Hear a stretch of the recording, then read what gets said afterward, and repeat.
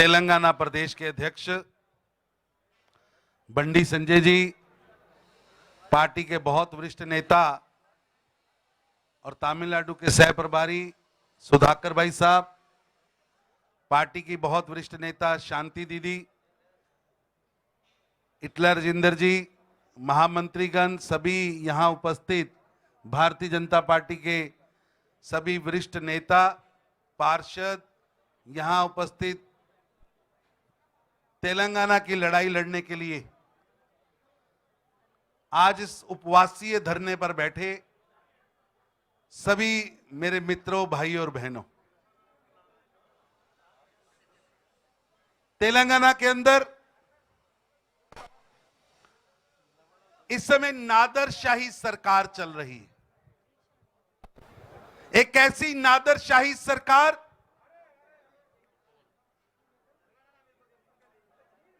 जिस सरकार के मुखिया धृतराष्ट्र की तरह आंखों पर पट्टी बांधकर तेलंगाना का चीरहरण होता देख रहे हैं। मित्रों, केसीआर साहिब ने वादा किया था हर घर नौकरी देने का। ये तेलंगाना की जनता बैठी है, मैं आपसे पूछना चाहता हूं, क्या हर घर नौकरी मिली? बताइए, मिली? मिली? मिली? मिली? केसीआर साहब कहते हैं हर घर नौकरी मिल चुकी है। जब वो घर देखते हैं ना पार्षद महोदय, तो वो अपना घर देख रहे हैं। केसीआर साहब अपना घर देख रहे हैं। बेटी विदेश में थी, बेटा विदेश में था, दामाद कहीं और था, भाई का रिश्तेदार कहीं और था, पूरा का पूरा लूटू टोला, पूरा का पूरा लूटू टोला अपने अपने काम में व्यस्त था जब तेलंगाना का आंदोलन चल रहा था। तेलंगाना के आंदोलन में जिन्होंने एक मिनट नहीं दिया, खून छोड़िए, जिनका पसीना भी आंदोलन में नहीं बहा, वो आज केसीआर सरकार के मंत्री हु इज हु बने बैठे हैं। और जिन्होंने आंदोलन किया, चाहे वो एक वार्ड का अध्यक्ष ले लीजिए और चाहे बड़े से बड़ा नेता ले लीजिए, तेलंगाना आंदोलन के जननायक आज भारतीय जनता पार्टी के साथ हैं, भारतीय जनता पार्टी के साथ खड़े। आज तेलंगाना की जनता को लगता है कि केसीआर की सरकार ने उनके साथ धोखा किया, उनके साथ किए हुए वादों से वादा खिलाफी की है। आज का ये धरना केसीआर साहेब, भारतीय जनता पार्टी का एक एक कार्यकर्ता तेलंगाना की आबरू को बचाने के लिए, तेलंगाना के नौजवानों के भविष्य के लिए, तेलंगाना को बंगारू तेलंगाना बनाने के लिए आंदोलन में निकला है। उस आंदोलन का रूप चाहे यात्रा हो, आंदोलन का रूप धरना हो, आंदोलन का रूप लोकसभा विधानसभा में यहां की आवाज उठाना हो, भारतीय जनता पार्टी का कार्यकर्ता तेलंगाना की भावना को समझते हुए, तेलंगाना की जनता की सोच को समझते हुए, तेलंगाना के नौजवानों को न्याय दिलाने के लिए लड़ता रहा है, लड़ता रहेगा और तब तक लड़ता रहेगा जब तक बंगारू तेलंगाना बन ना जाए। मित्रों, केसीआर साहब कहते नौकरियां मिल गई। केसीआर साहेब, मैं आज यहां भारतीय जनता पार्टी तेलंगाना के प्रदेश कार्यालय से आपको चैलेंज देता हूं। चौराहा आपका, मोहल्ला आपका, स्टेज आपकी, कोई टीवी का माध्यम चुन लीजिए, सोशल मीडिया का माध्यम चुन लीजिए, कोई स्टेज चुन लीजिए, कोई अखबार चुन लीजिए, अपने मतलब का चुन लीजिए, अपना चापलूस चुन लीजिए। जो लोग आज इस सभा में, क्योंकि केसीआर साहब ने भी लोग भेजे होंगे, देख के आओ, मैंने इतनी पुलिस लगाई है, नेताओं को घरों पर अरेस्ट किया है, जिला स्तर पर भाजपा के कार्यकर्ताओं को चलने नहीं दिया, देख के आओ भाजपा कार्यालय में कितने लोग बैठे हैं। वो भी इंटेलिजेंसी के लोग आप में से कहीं बैठे होंगे, वो भी कृपया नोट करें। मैं फिर रिपीट कर रहा हूं, जो केसीआर के जासूस बैठे हैं वो भी नोट करें। मोहल्ला आपका, चौराहा आपका, चौक आपका, अखबार आपका, टीवी चैनल आपका। आइए खुली बहस के लिए केसीआर साहब भी आए और बंडी संजय कुमार भी आएंगे। हमारा चैलेंज है, हम हिसाब लेके आएंगे नरेंद्र मोदी जी की सरकार के 7 वर्षों का। आप हिसाब लेके आइए 2014 से लेकर 2021 तक के 7 वर्षों का लेके आइए हिसाब। एक एक पल, एक एक मिनट का हिसाब। जब हिसाब और किताब खुलेगी तो केवल बेरोजगारी नहीं, हर मुद्दे पे केसीआर साहिब पर बंडी संजय कुमार हैवी दिखेंगे, हैवी दिखेंगे, क्योंकि सच सच होता। और केसीआर साहिब, आपको लगता हो बंडी संजय कुमार जी से आप नहीं मुकाबला कर सकते, तो भारतीय जनता पार्टी के हम एक वार्ड के अध्यक्ष को भी भेज देंगे। आइए किसी चौराहे पर आपके साथ आमना सामना हो जाए। मैं कहना चाहता हूं, देश के अंदर नरेंद्र मोदी जी की सरकार आई, नरेंद्र मोदी जी की सरकार ने 10 करोड़ परिवारों के पास शौचालय पहुंचाया है। लगभग 11 करोड़ परिवारों के पास रसोई गैस पहुंचाया है। हमारी सरकार आई, 40 करोड़ गरीबों के बैंक अकाउंट खुले। हमारी सरकार आई, दुनिया की सबसे सस्ती एक्सीडेंटल इंश्योरेंस हमने दी, मेडिकल इंश्योरेंस हमने दी, 5 लाख रुपए तक की इंश्योरेंस हमने दी, किसानों को पैसा दिया। एक जमाना था केसीआर साहेब,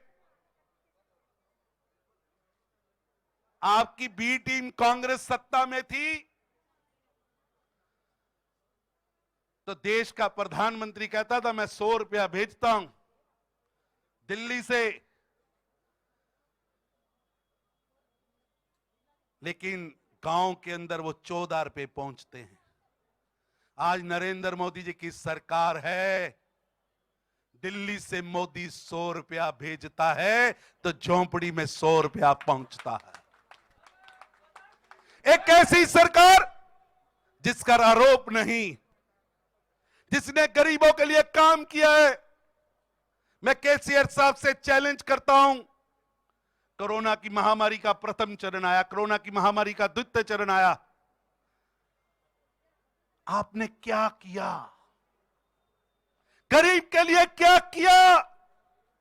केसीआर साहेब, आज देश में 80 करोड़ घरों पर फ्री अनाज, 80 करोड़ लोगों के लिए फ्री अनाज श्री नरेंद्र मोदी जी की सरकार दे रही है। 2 साल के लिए अनाज। आज देश में 141 करोड़ इंजेक्शन लगे हैं। मेरे को याद है विपक्ष ने शोर डाला था, हम इंजेक्शन लगाएंगे, स्टेटों को स्वायत्तता दीजिए, हम खरीदेंगे, हम लगाएंगे। 10 दिन में टाएं फिस हो गई तेलंगाना की सरकार। मेरे को याद है लाइनें लगी थी, हैदराबाद की फोटो में अखबारों में छप रही थी कि हैदराबाद के अंदर, तेलंगाना के अंदर लोग लाइनों में खड़े हैं इंजेक्शन लगाना चाहते हैं, कोरोना से बचना चाहते हैं, लेकिन तेलंगाना की सरकार के पास टीका नहीं है, क्योंकि टीका पैसे से आता है और केसीआर साहब ने सारा पैसा अपनी जेब में डाला है, अपने परिवार की जेब में डाला। मेरी आपसे निवेदन है कि आज 141 करोड़ इंजेक्शन लगे हैं, 141 करोड़ टीका, उसका पैसा नरेंद्र मोदी जी की सरकार ने दिया। इसलिए मैं आपसे विनती करता हूं, आइए जनता को बताइए 7 सालों में केसीआर साहब आपने गरीब की जनता की, गरीब की जीवन में परिवर्तन लाने के लिए क्या काम किया। बताइए, तेलंगाना के नौजवानों के सर पर सत्याग्रह चल रहा था, आंदोलन चल रहा था। तेलंगाना के नौजवान अपने आप को प्रस्तुत कर रहे थे। 60 के दशक से संघर्ष शुरू हुआ, घरों के घर तबाह हो गए, नौजवानों ने अपनी डिग्रियां छोड़ दी, अपनी पढ़ाइयां छोड़ दी। एक लंबा संघर्ष तेलंगाना में चला, लेकिन उस संघर्ष के ऊपर बैठकर आप सत्ता में पहुंचे और सपना दिखाया बंगारू तेलंगाना का। बंगारू तेलंगाना तो हमें मिला नहीं, केसीआर परिवार बंगारू हो गया, तेलंगाना बंगारू नहीं हुआ। क्योंकि आज भी मैं पूछना चाहता हूं केसीआर साहेब, तेलंगाना के आपने 3 गुना जिले कर दिए, बताइए जिले 3 गुना हुए कि नहीं हुए? बताइए हुए कि नहीं हुए? पहले कितने जिले थे, कितने डिस्ट्रिक्ट थे भाई साहब? अब कितने डिस्ट्रिक्ट है? अरे 33 डिस्ट्रिक्ट बने। आपने मंत्री तो बढ़ा लिए, रंगदारी इकट्ठे करने वाले तो बढ़ा लिए, वहां कितने क्लर्क नए भर्ती किए? केसीआर साहेब पटवारी कितने भर्ती किए? एसएचओ कितने भर्ती किए?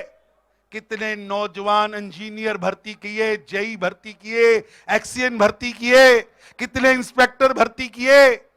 कोई हिसाब तो दीजिए। आप हैरान होंगे कि आज तेलंगाना में 2 लाख पद खाली पड़े हैं।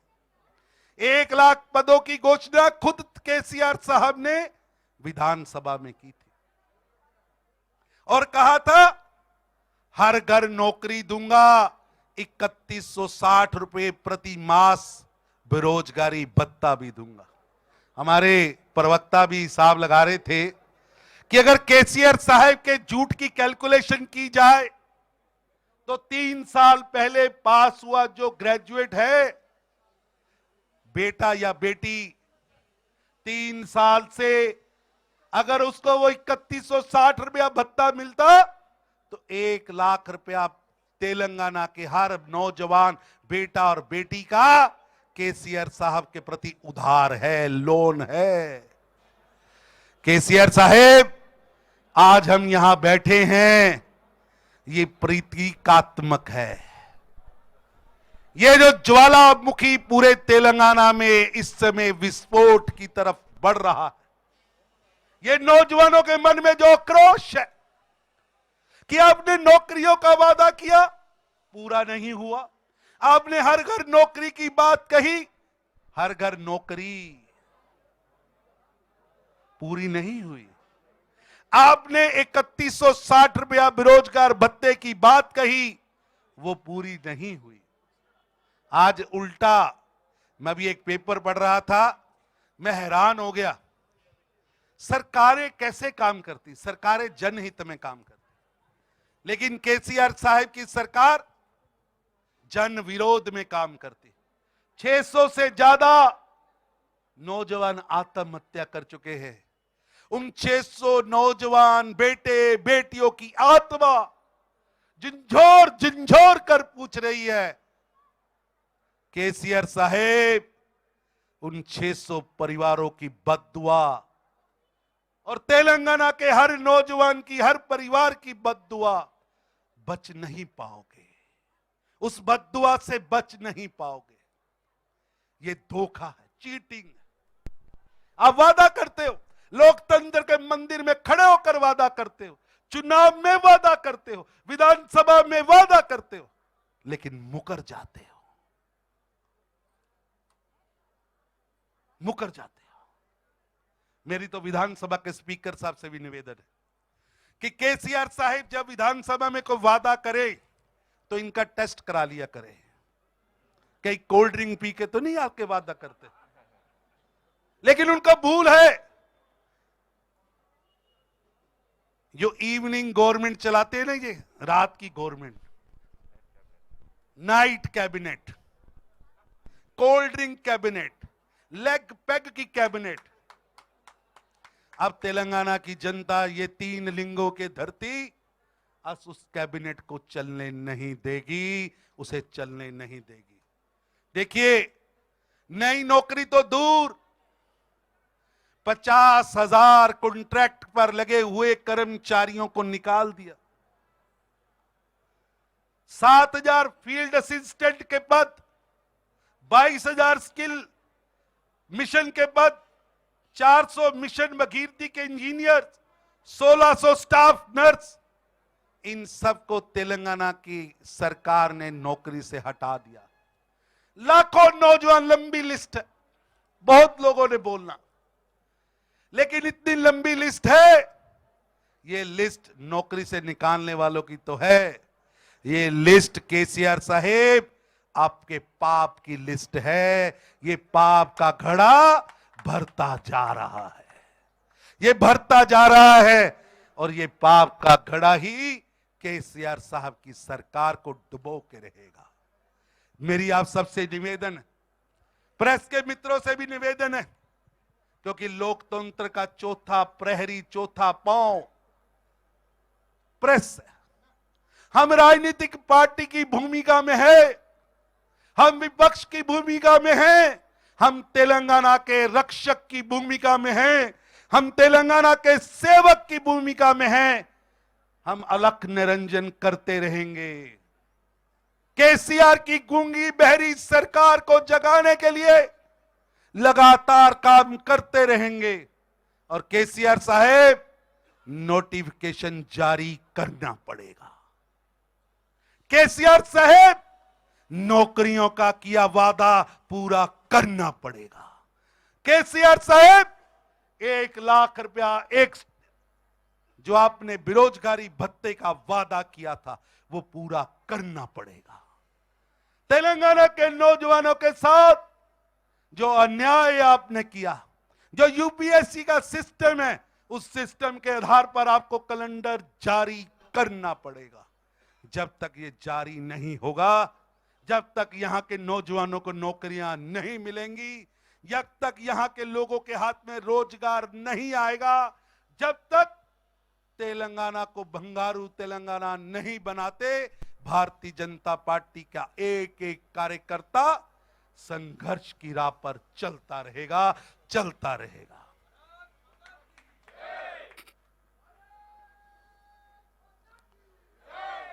केसीआर साहिब कहते हैं 16 लाख रोजगार आए हैं। केसीआर साहिब, जो 16 लाख रोजगार की आप बात कर रहे हैं, वो रोजगार हैं जो श्री नरेंद्र मोदी जी की सरकार द्वारा प्रदेश की अर्थव्यवस्था को मजबूत किया। साउथ के अंदर हैदराबाद एक इकोनॉमिक हब के रूप में उभरा है। हैदराबाद तेलंगाना का वो क्षेत्र है जहां बड़ी बड़ी कंपनियां आई हैं। वो आई हैं प्रधानमंत्री श्री नरेंद्र मोदी जी की सोच, मेक इन इंडिया के माध्यम से, प्रधानमंत्री श्री नरेंद्र मोदी जी इकोनॉमिक रिफॉर्म्स के कारण। अगर आपको इकोनॉमिक रिफॉर्म्स मोदी जी ला रहे हैं, अर्थव्यवस्था मोदी जी मजबूत कर रहे हैं, विदेश की बड़ी बड़ी कंपनियों को हिंदुस्तान में कारोबार करने के लिए उनको प्रोत्साहित कर रहे हैं, उसके कारण नौकरियां उपज रही हैं। और आप उन प्राइवेट नौकरियों पर खड़े होकर फोटो लगवाने की, पुराना जमाना होता था ना, राजे महाराजा, शेर का शिकार कोई करता था, वो आकर वहां बंदूक पकड़ के चलानी भी नहीं आती थी, लेकिन खड़े होकर फोटो लगवाते थे और फिर अपने दरबार में सजा देते थे कि ये शेर मैंने मारा। जो देख रहा होता था ना उस फोटो की तरफ, वो भी जानता था ये शेर छोड़ो चींटी नहीं मार सकता। ये चींटी मारने की, भाई साहब आप तो विधानसभा में रहे, ये चींटी नहीं मार सकता, लेकिन फोटो खिंचाई होगी ऐसे बंदूक पकड़कर कि शेर मैंने मारा है। अरे भैया, देश की अर्थव्यवस्था मोदी ने मजबूत की है। Make in India Modi ji लाए हैं, वर्ल्ड की बड़ी बड़ी इंडस्ट्रियां मोदी जी लाए हैं। शुक्र है आपके मुंह से उनके लिए कुछ शब्द तो निकले, लेकिन तेलंगाना की सरकार को अपनी नौकरियों का हिसाब दीजिए। बताइए कि आपकी स्टेट यूपीएससी जो है, जो आपका सर्विस सिलेक्शन बोर्ड है, आपने वादा किया था 1 लाख कितने पद खाली हैं, उन 1 लाख कितने पदों पर आपकी सर्विस सिलेक्शन बोर्ड ने कितनी नियुक्तियां की हैं? बताइए किस बोर्ड में, किस म्युनिसिपल कमेटी में, किस सरकार के मंत्रालय में, किस विभाग में आपने एक भी नौकरी दी है? मित्रों, तेलंगाना की जनता आज आक्रोशित है। तेलंगाना की जनता के मन में दुख है क्योंकि उनके साथ अत्याचार हो रहा है। अगर तेलंगाना के नौजवान महात्मा गांधी का रूप लेकर आंदोलन करते हैं तो केसीआर साहिब उन पर अत्याचार करते हैं, लाठीचार्ज करते हैं, गिरफ्तार करते हैं, बच्चे आत्महत्या कर रहे हैं। केसीआर साहिब इवनिंग शिफ्ट में काम करते हैं, इवनिंग मीटिंग्स करते हैं, लेग पैक पार्टी करते हैं। मेरी आपसे निवेदन, वक्त आ गया, चाहे वो भाजपा का कार्यकर्ता हो, क्योंकि हम लोकतंत्र के रक्षक हैं, हम विपक्ष की पार्टी, चाहे प्रेस के लोग हों, हमें इस सरकार की काली करतूतों को नंगा करना होगा। तेलंगाना को बर्बाद करने वाले चेहरों को नंगा करना होगा। तेलंगाना के मान सम्मान से खेलने वाले लोगों को नंगा करना होगा। जनता के बीच में जाना होगा। जो वादे केसीआर साहिब आपने किए थे, उन्हीं वादों की बात कर रहा हूं। उन वादा खिलाफी का आरोप आप पर लगाता हूं, आपको उन वादा खिलाफी के आरोप पर घेरता हूं और निवेदन करता हूं, केसीआर साहिब, ये संजय बंडी और भारतीय जनता पार्टी का एक एक कार्यकर्ता, विधायक, सांसद, एक एक प्रतिनिधि तेलंगाना की जनता का प्रतिनिधि है। इसके मन का रोष, इनके मन का आक्रोश, इनके आंदोलन में आकर बैठना तेलंगाना की जनता के रोष का प्रतिनिधित्व कर रहा है। इसलिए केसीआर साहेब, चेतो, बाजाओ बाजाओ। केसीआर साहेब, जनता के साथ धोखा व अन्याय बंद करो। भारतीय जनता पार्टी किसी भी सूरत में तेलंगाना की जनता के साथ विश्वासघात को बर्दाश्त नहीं करेगी, नहीं करेगी। और ये धरने, ये आंदोलन, ये यात्राएं चलती रहेंगी और तेलंगाना की जनता को न्याय दिलाने के लिए, तेलंगाना को बंगारू तेलंगाना बनाने के लिए भारतीय जनता पार्टी चरेवेती तब तक चलती रहेगी जब तक इस रावण राज से, इस कुशासन से तेलंगाना को आजाद ना करा दे। इतना ही कहता हुआ धन्यवाद।